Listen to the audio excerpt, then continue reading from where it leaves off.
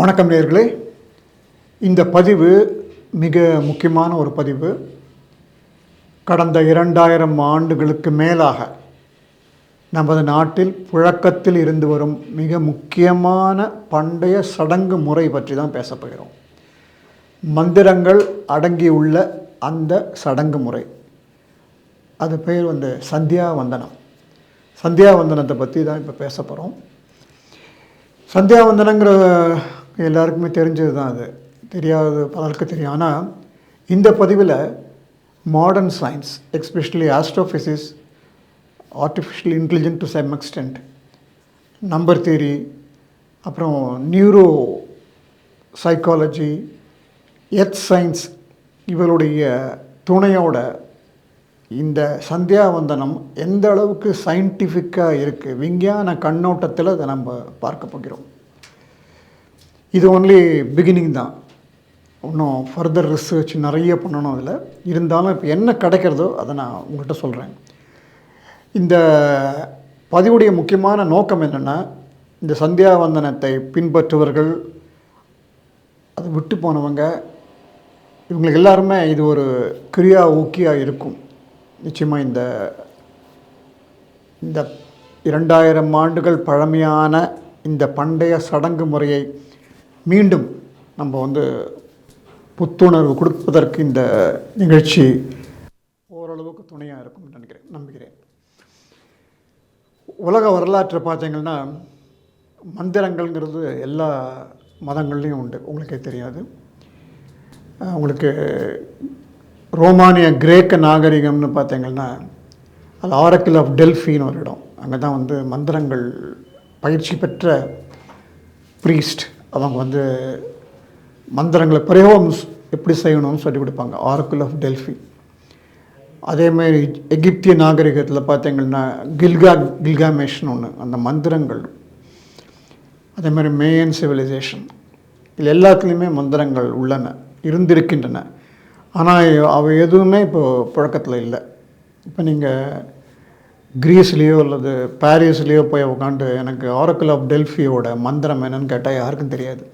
ஆனால் இந்தியாவில் நீங்கள் காசிக்கு போங்க, உஜ்ஜைன், காஞ்சிபுரம், எங்கே போனாலும் அங்கே எல்லாம் கடந்த 2000 ஆண்டுகளுக்கு மின் பழமையான அந்த மந்திரங்கள் பிரயோகத்திலே இருந்து வருகின்றன. இதுதான் இந்தியாவோட ஸ்பெஷாலிட்டி, இந்தியா உலக கொடுத்த கொடை. இப்போ நம்ம பார்க்க போகிற அந்த சந்தியாவந்தனங்கிறது இட்ஸ் கம்பண்டியம் ஆஃப் மந்த்ராஸ், மந்திரங்கள். மந்திரங்கள்னாலே உங்களுக்கு சவுண்ட் வேவ்ஸ்னால it has an effect on the body as well as spiritual as well as on the Milky Way. So அந்த சவுண்ட் வேவ்ஸ் பற்றி தான் இப்போ பல ஆராய்ச்சிகள் நடக்கும்போது சந்தியாவந்தனத்தினுடைய முக்கியத்துவம் நம்ம பார்க்க போகிறோம். இதில் முக்கியமான விஷயம் என்னென்னு கேட்டிங்கன்னா, சந்தியாவந்தனம் ஒரு குறிப்பிட்ட சாரார் தான் பின்பற்ற வேண்டும், அதை அவங்க தான் பிரயோகம் செய்ய வேண்டும் என்ற ஒரு தவறானது தான் சொல்ல முடியும். ஆனால் வரலாறு அப்படி சொல்லவில்லை. அதை பற்றி நம்ம அப்புறம் பார்ப்போம். அதனால் எல்லாருமே இதை நீங்கள் இந்த நிகழ்ச்சியை பார்க்கலாம். இது ஒரு விஞ்ஞானம் அடிப்படையாக கொண்ட ஒரு நிகழ்ச்சி. பொதுவாகவே சந்தியாவந்தனத்தை பற்றி எல்லாருக்கும் தெரியும். கொஞ்சம் அறிவியல் பார்வையில் பார்க்கும்போதே தெரியும். அது ஒரு சூரியனுடைய ஒளியை the harnessing of the solar power. Gayatri மந்திரம் தானே. வேத காலத்தில் சூரியன் தான் நமக்கு பிரைமரி கடவுள். ஸோ அந்த வேத காலத்திலிருந்தே அந்த சூரியனுடைய உபாசனை, சூரியனுடைய கிரகங்களை நம்ம கிரகித்து அதனால் உடலுக்கு என்ன நன்மை ஏற்படும் அப்படிங்கிறது தான் இந்த சந்தியாவந்தனுடைய முக்கியமான நோக்கம் அப்படிங்கிறது இருந்தது. அது உண்மைதான். அது ஃபர்தராக 1960s and 70s இந்த நம்ம அமெரிக்காவுக்கும் கனடாவுக்கும் பிரிட்டனுக்கும் போன நமது சுவாமிஜிகள்லாம், யோகா பயிற்சியை சொல்லிக் கொடுத்த சுவாமிஜிகள்லாம் என்ன பண்ணாங்கன்னா, இந்த சந்தியாவந்தனத்தை எடுத்துகிட்டு போனாங்க. அங்கே சந்தியாவந்தனத்தில் இருக்கிற முக்கியமான 3 ஆஸ்பெக்ட் அவங்க பார்த்தாங்க. ஒன்று பார்த்தீங்கன்னா ஃபிசிக்கல் போஸ்டர்ஸ், எந்த போஸ்டரில் நீங்கள் உட்காரணும் சந்தியாவந்தனம் செய்யும்போது அப்படிங்கிறது, எந்த ஆசனங்களில் உட்காரணும். அப்புறம் ப்ரீத்திங் டெக்னிக்ஸ், அதாவது மூச்சு விடும் முறை. அது 3வது ரெஸ்பிரேட்டரி கண்ட்ரோல், சுவாசத்தை எப்படி கட்டுப்படுத்துதல். இந்த மூணுமே சந்தியாவந்தனத்தில் இருப்பதுனால அமெரிக்காவுக்கு போய் யோகா பயிற்சி சொல்லி கொடுத்தவர்களும் சந்தியாவந்தனத்தை முக்கியமாக எடுத்தாங்க. ஆனால் அவங்க என்ன பண்ணிட்டாங்கன்னா, சந்தியாவந்தனம் ஒரு சாராருக்கு மட்டும்தான் அப்படிங்கிறதுனால பல போர்ஷன்ஸ் அதை சந்தியாவந்தனே சொல்கிறதில்ல, அதில் இருக்கிறதெல்லாம் எடுத்துகிட்டு இந்த கோரை மாத்திரம் எடுத்துகிட்டு யோகத்தில் உள்ளே சேர்த்துட்டாங்க. அதுதான் நடந்தது. மற்றபடி பார்த்தீங்கன்னா யோகத்தினுடைய அடிப்படையான ஒரு கோர்னு பார்த்தீங்கன்னா சந்தியாவந்தனத்திலிருந்து தான் வருகிறது. ஓகே, இப்போ நம்ம பார்க்க போகிறது வந்து சந்தியாவந்தனம் எந்த அளவுக்கு விஞ்ஞான கண்ணோட்டத்தில் பார்க்கும்போது அதனுடைய எஃபிகசி, அதோடைய சக்தி என்ன என்று தான் இப்பொழுது பார்க்க போகிறோம். சந்தியாவந்தனத்தில் 3 முக்கியமான பகுதிகள். ஒன்று வந்து கணபதி தியானம், சுக்லாம்பரதரம் விஷ்ணு சசிவர்ணம் சதுர்பதம் பிரசன்ன வித்யா சர்பவிந்தோ சாந்தி. அப்புறம் அதுக்கு அடுத்தது பார்த்தீங்கன்னா ஆச்சமனம், கேசவா கோவிந்தா மாதவா. இந்த 2மே பிற்காலத்தில் சேர்க்கப்பட்டது என்ற ஒரு ஆராய்ச்சியும் இருக்குது. அப்படி இருக்குது. இந்த 2ம் இல்லாமல் ஒரிஜினலாக இருந்தது வேத காலத்தில் என்ற ஒரு அனுமானமும் இருக்கிறது. ஸோ நம்ம எடுக்க போகிறது 3 விஷயங்கள். ஒன்று, இந்த சந்தியாவந்தனத்திலிருந்து சங்கல்பம், அப்புறம் பிராணாயானம், அப்புறம் காயத்ரி மந்திரம். காயத்ரி மந்திரத்தை பற்றி பல ஆராய்ச்சிகளும் நடைபெறவில்லை, அதனால் அதை பற்றி நம்ம ரொம்ப பேச போகிறதில்ல, இன்ஃபர்மேஷன் நமக்கு ரொம்ப இல்லை. ஆனால் பிராணாயானம் ப்ளஸ் சங்கல்பம் இது பற்றி தான் நம்ம பார்க்க போகிறோம். இப்போது சந்தியாவந்தனத்தில் முக்கியமான பங்கு வந்து சங்கல்பம். சங்கல்பம் அப்படியே கையை வச்சுட்டு அந்த ப்ரீஸ்ட்டு சொல்வார், சங்கல்பம் செய்து கொள்ளுங்கள் என்று சொல்வார். சங்கல்பம்னா என்னென்னு பார்த்தீங்கன்னா, ஒரு காரியத்தை எடுத்து அந்த காரியத்தை வெற்றிகரமாக முடிப்பதற்கான ஒரு சிஸ்டம், அதுதான் சங்கல்பம். இப்போது நியூரோ சயின்ஸில் இதை பற்றி அதிகமாக இப்போ பேசப்படுகிறது. அந்த சங்கல்பம், determination to achieve the goal அப்படின்னு சொல்லிட்டு. For example, it says neuroplasticity அப்படிங்கிறாங்க. The brain ability to recognise and adapt in response to the new learning or a goal. அதாவது மூளை வந்து ஒரு அபிலிட்டியோட ஒரு புது டாஸ்க் எடுத்து செய்ய வேண்டும் என்று. காக்னேட்டிவ் ரீஅப்ரைசல் அப்படிங்கிறத இன்னொரு neuro science. The process of reframing one's thought emotions. ஒரு நம்மளுடைய தாட் பவரை வந்து ரீஃப்ரேம் பண்ணி ஒரு முகத்தில் கொண்டு போய் வைக்கிறது, அதற்கான சிஸ்டத்தை உருவாக்குவது. இது எல்லாமே சந்தியாவந்தனத்தில் உள்ள சங்கல்பம் செய்கிறது. இதுதான் இப்போது புதுசான கண்டுபிடிப்பது. இந்த சங்கல்பம் பார்த்திங்கன்னா ரொம்ப தினசரி வாழ்க்கைக்கு மிக மிக முக்கியம். உதாரணமாக அவங்க மேனேஜிங் டைரக்டரோ அல்லது ஒரு ஜெனரல் மேனேஜரோ ஒரு டாஸ்க் உங்களுக்கு கொடுத்தாங்கன்னா, அந்த டாஸ்க்கை நீங்கள் நிறைவேற்ற வேண்டுமானால் சங்கல்பம் நீங்கள் செய்தாக வேண்டும். ஒரு இடத்துல உட்கார்ந்து கொண்டு, அமைதியாக உட்கார்ந்து கொண்டு, கிட்டத்தட்ட தியானம் மாதிரி தான். நம்ம கொடுக்கப்பட்ட அந்த வேலையினுடைய நோக்கம் என்ன, அதை எத்தனை நாளில் முடிக்கப் போகிறோம், யாரையெல்லாம் சந்திக்கப் போகிறோம், அது வெற்றிகரமாக வர வேண்டும் என்ற எண்ணத்தோடு ஒரு 15 நிமிடம் நீங்கள் ஒரு தியானத்தில் அமர வேண்டும். இதுதான் வந்து சங்கல்பம். மூளையில் 4 விதமான ஹார்மோன் சுரக்கிறதுன்னு உங்களுக்கெல்லாம் தெரியும்.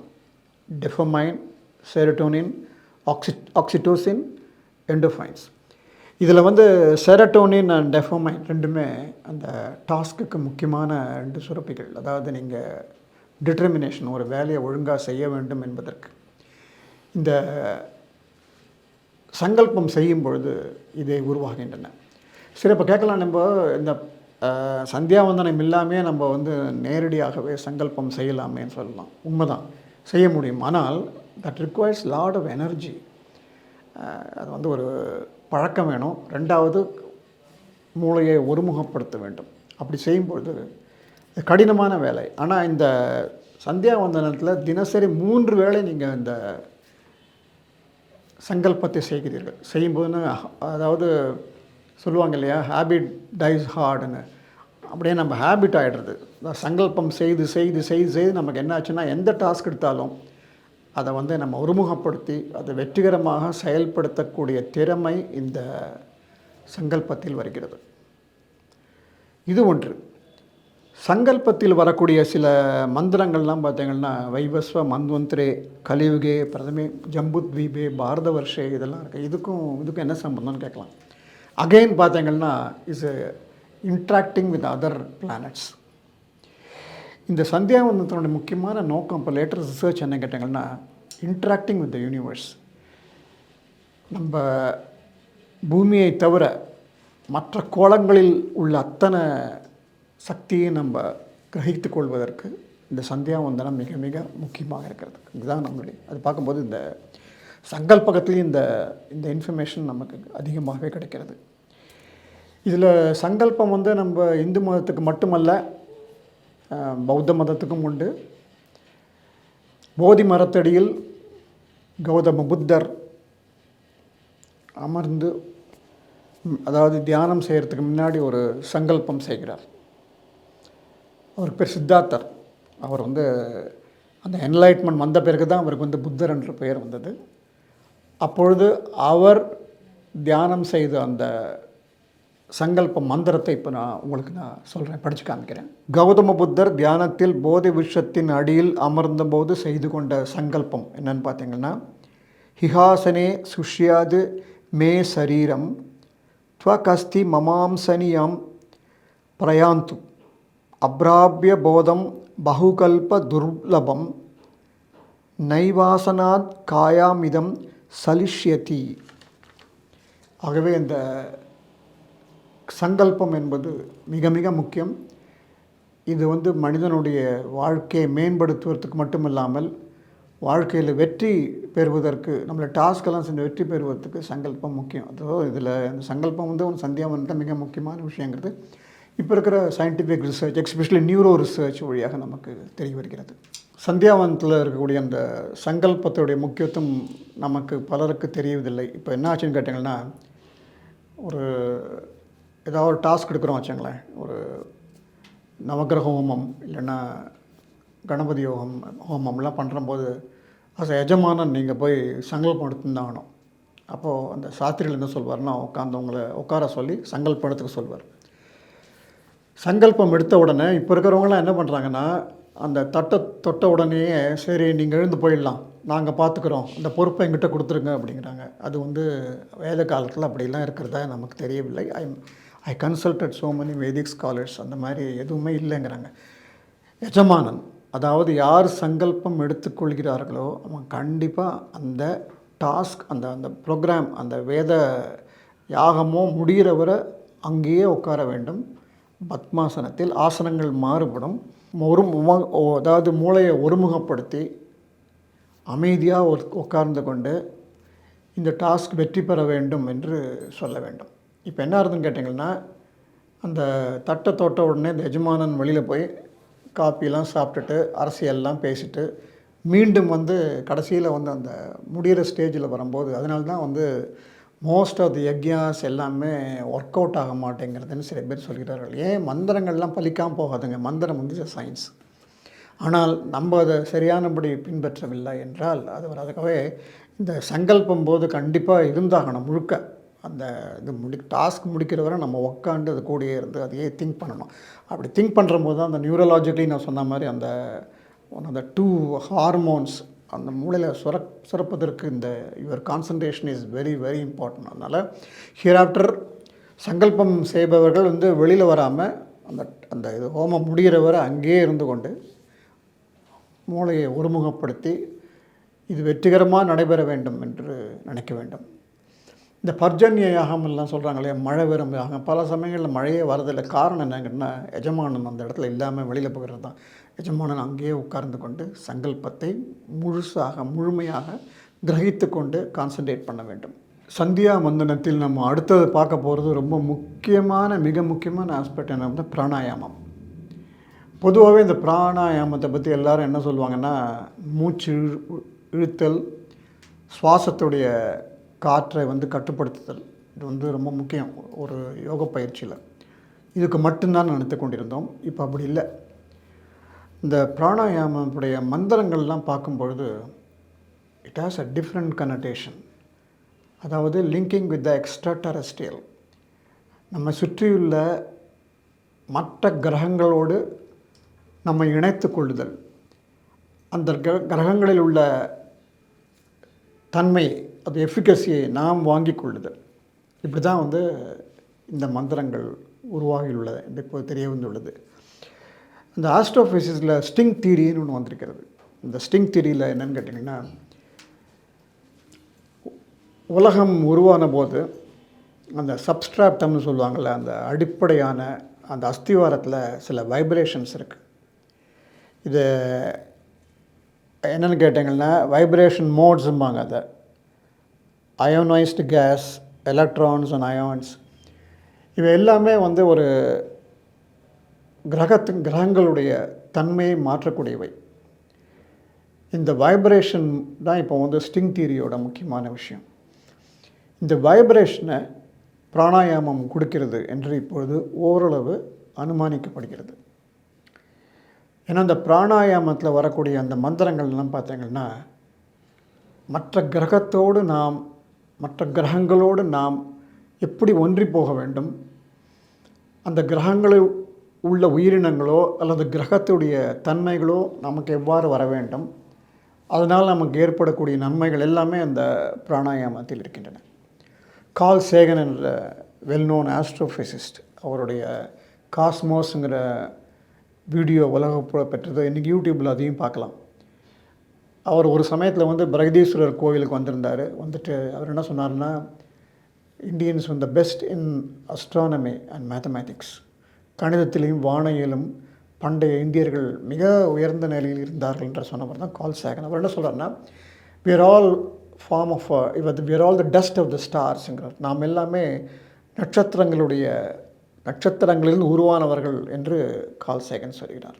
அப்படி பார்க்கும்போது இந்த பிராணாயாமம் மந்திரம் வந்து ரொம்ப அற்புதமான மந்திரம். இதில் வந்து இருக்கிற அந்த வைப்ரேஷன்ஸ் பார்த்திங்கன்னா அது சூப்பர்லேட்டிவாக இருக்கும். இந்த மந்திரங்களுடைய தன்மையை நமக்கு ரொம்ப அழகாக சொன்னவர் வந்து அண்ணா சுப்பிரமணிய ஐயர், ராமகிருஷ்ணா மடத்தில் இருந்து வந்தவர். நிறைய உபனிஷத்தை பற்றியும் மகாபாரதம் பற்றியும் அருமையாக எழுதி கொண்டவர். அவர் வந்து ஒரு ஸ்பிரிச்சுவலிஸ்ட் மட்டும் இல்லை, இஸ் ஆல்சோ ஏ சயின்டிஸ்ட். இந்த பிராணாயாமம் பற்றி அவர் தன்னுடைய நூலில் எழுதியுள்ளதை நான் படிக்கிறேன். அப்போயே உங்களுக்கு தெரியும் அதோட எஃபெக்ட் எப்படி இருக்குன்று.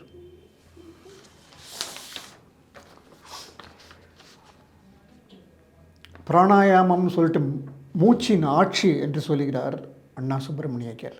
ஓம் புவஹா, ஓங்காரமே பூலோகம்.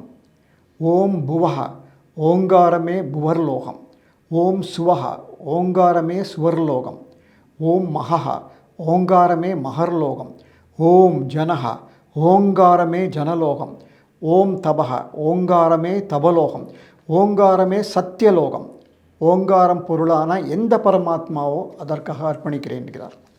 அது மட்டும் இல்லை, ஓங்காரமே அபஹா ஜலம், ஜோதி ஒளி, ரசஹா ரசம் பொருந்தி அன்னத்தை அளிக்கும் பூமி அமிர்தம், உயிருக்கு ஆதாரமான வாயு பிரம்மஹ, எங்கும் பரந்த ஆகாசம் பூர்புவஸ்வரோம் என்று இந்த மந்திரங்களை சொல்லும்பொழுது, பிராணாயாமம் சொல்லும்பொழுது எப்படி நம்மளுடைய சுவாசம், நம்மளுடைய ஹைப்போதலமஸில் உள்ள மூளையில் உள்ள அந்த 4 சுரப்பிகள் எல்லாமே வேற்று கிரகத்தோடு ஒன்றி போவதற்கான மந்திரம் தான் இந்த பிராணாயாமம்.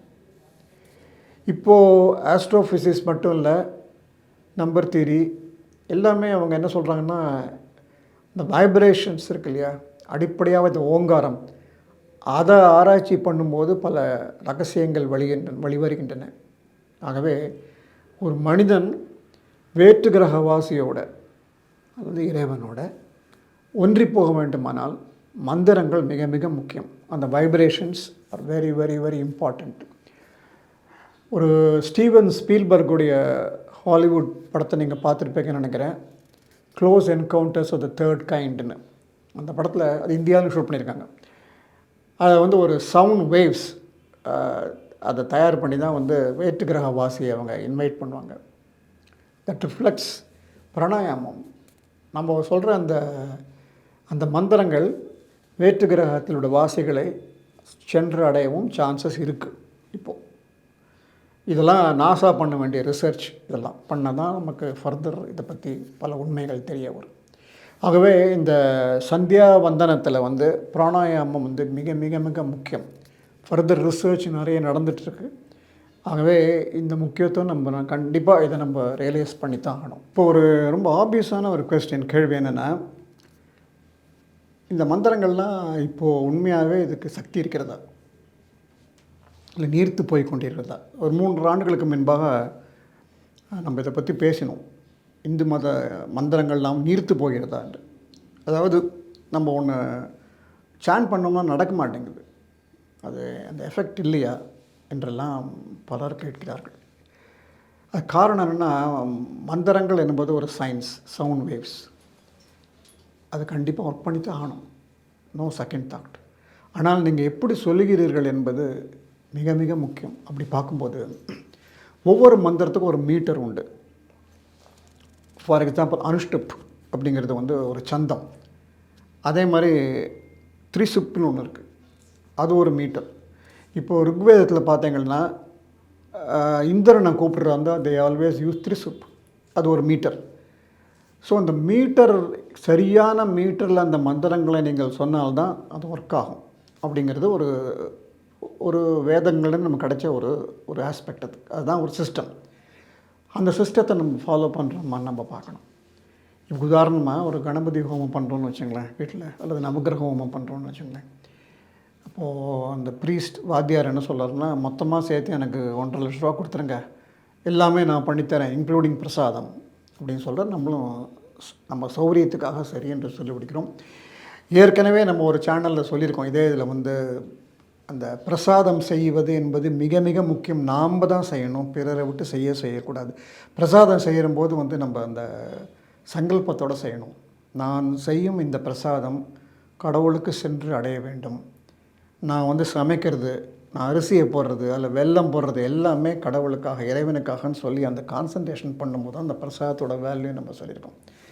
நமது சௌரியத்துக்காக நம்ம வந்து அவர்கிட்ட கொடுத்து வரும்போது அதோட வேல்யூ புரியும். அதே மாதிரி நம்ம வந்து இந்த ஹோமம் செய்து வைக்கும் சாஸ்திரத்தையும் சொல்லணும். எந்த சந்தத்தில் நீங்கள் சொல்கிறீங்க, அனுஷ்டுப்பா திருஷ்டுப்பா, இதோட எஃபெக்ட் எப்படி இருக்குமான்னு கேட்பதில் தப்பில்லை. பெரும்பான்மையான வேத பண்டிதர்கள் இதெல்லாம் தெரிஞ்சவர்கள், வெரி நாலெட்ஜபிள்.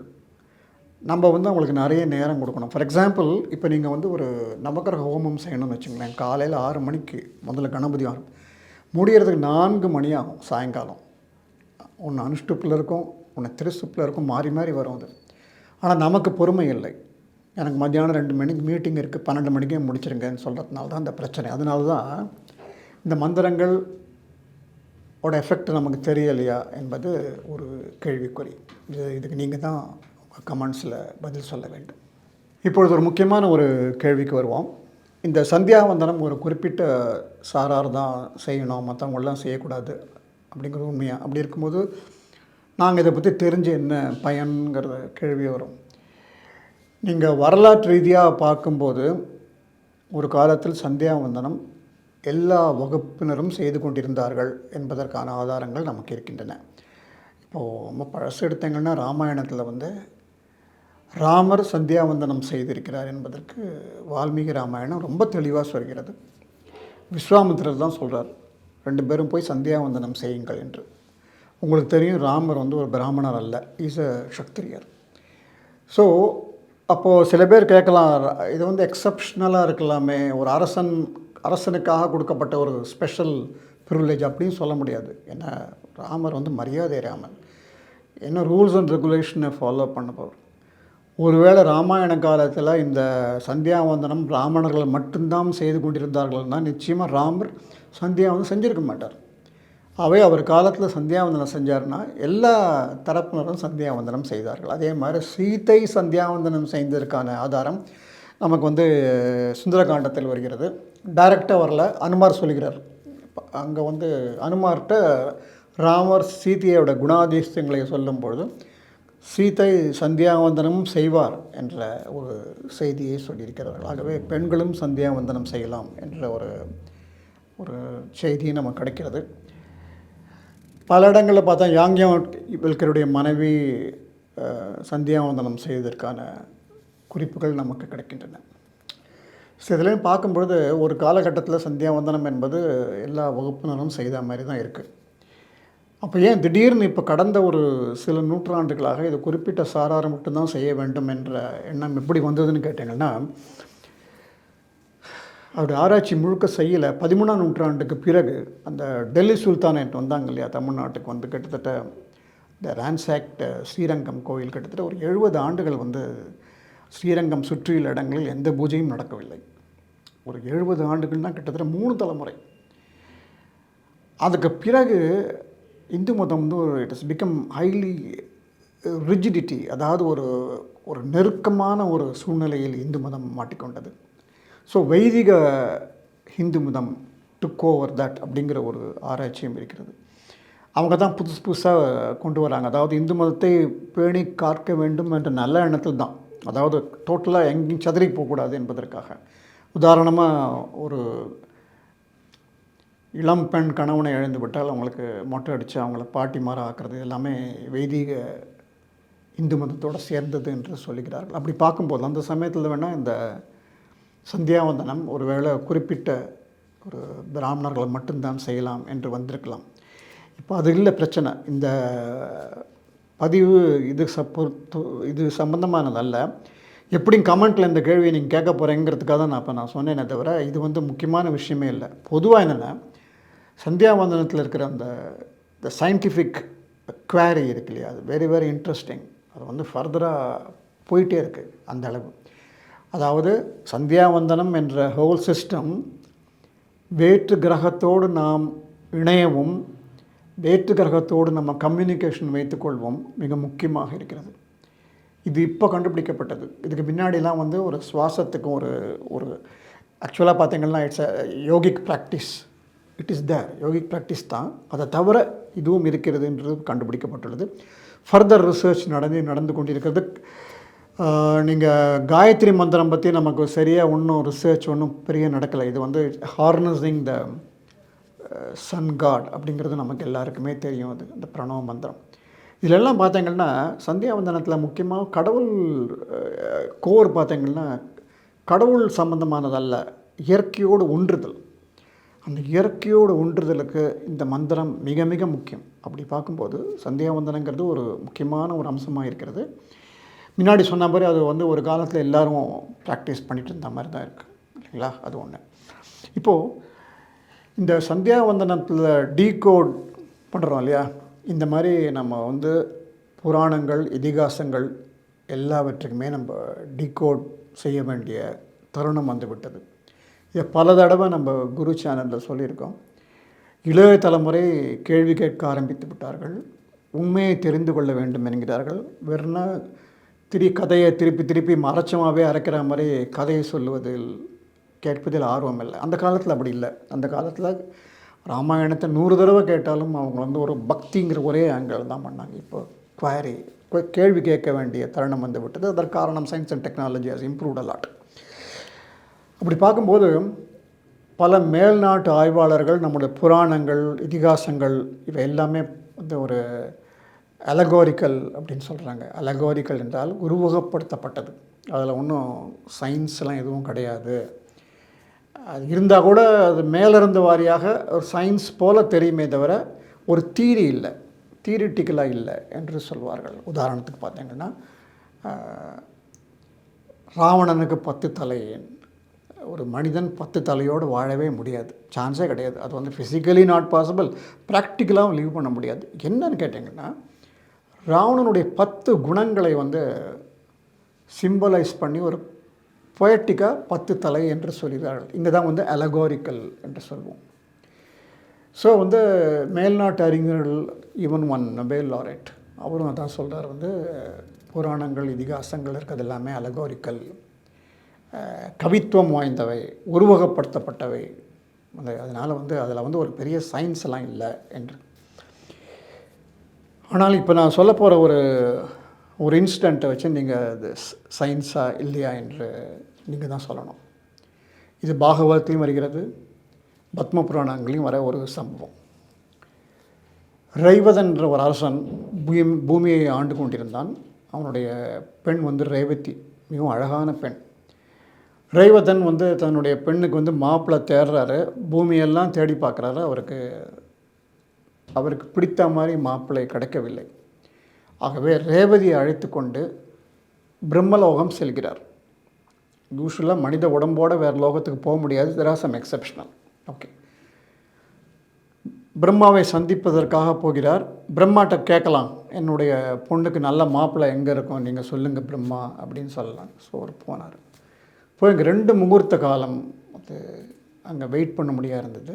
3வது முகூர்த்த காலத்தில் பிரம்மாவை சந்திக்கிறார் ரைவதன்.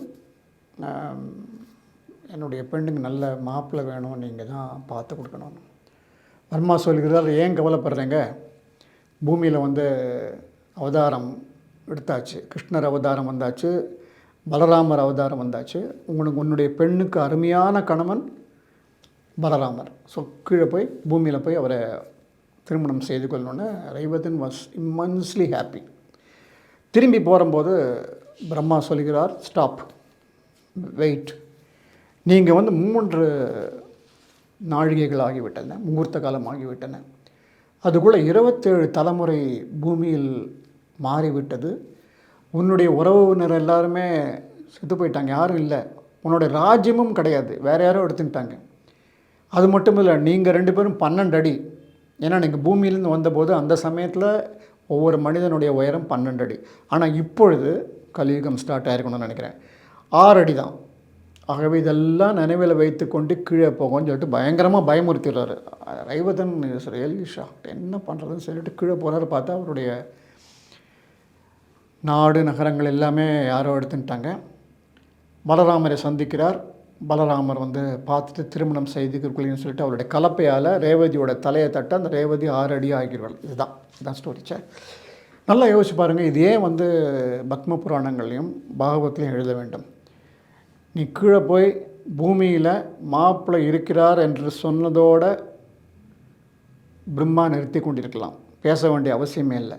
இதெல்லாம் கண்டினியூஸாக கிட்டத்தட்ட 12 ஸ்லோகங்கள் வருகின்றன. என்ன அது impact of the time frame, time and space எப்படி ஒரு மனிதன் வந்து ஒரு பூமியிலேருந்து வேறு ஒரு ஸ்பேஸ்க்கு போகும்போது ஏற்படக்கூடிய அத்தனை மாறுதல்களையும் பிரம்மா சொல்கிறார். ஏன் சொல்ல வேண்டும் அப்படின்னு பார்த்தீங்கன்னா, ஐன்ஸ்டீன் தியரி ஆஃப் சிம்பிள் ரிலேட்டிவிட்டின்னு சொல்லுவாங்க.